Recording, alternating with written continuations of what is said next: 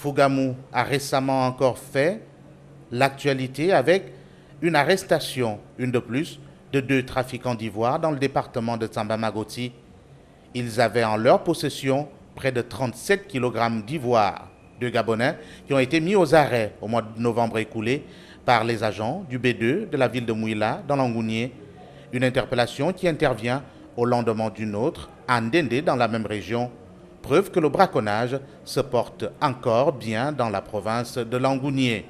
Cette arrestation est surtout le fruit d'une collaboration étroite entre l'administration des eaux et forêts, les services de renseignement et l'organisation non gouvernementale Conservation Justice.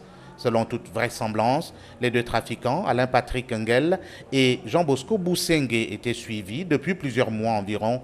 Plusieurs informations faisant état d'une activité de braconnage et de vente de produits d'éléphant, une espèce intégralement protégée au Gabon. C'est donc suite à une information précise parvenue aux éléments du B2 et prévenant de la liquidation d'une quantité importante d'ivoire qu'une équipe composée également des agents des eaux et forêts et des juristes de conservation justice s'était rendue dans la ville de Fougamou. Sur place, l'équipe se rendra sur le lieu choisi par Alain Patrick Ngel et Jean-Bosco Bousengue pour écouler leur butin. À l'arrivée, l'équipe va trouver donc la marchandise étalée, prête à la vente, 6 pointes d'ivoire sectionnées en 12 morceaux, soit environ 35,67 kg. La vente au kilogramme, juste pour rappel, avait au préalablement été fixée à 45 000 francs CFA. Alain Patrick Ngel et Jean-Bosco Bousengue devaient donc percevoir la coquette somme de 1 605 000 francs CFA.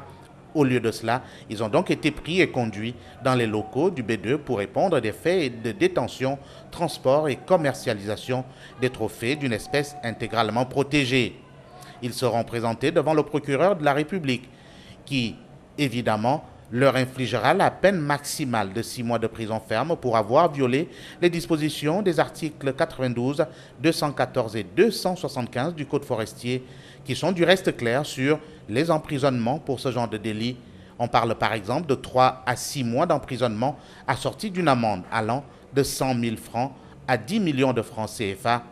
Il s'agit des cas avérés de violation des limites des réserves naturelles que tous les Gabonais savent aujourd'hui protéger.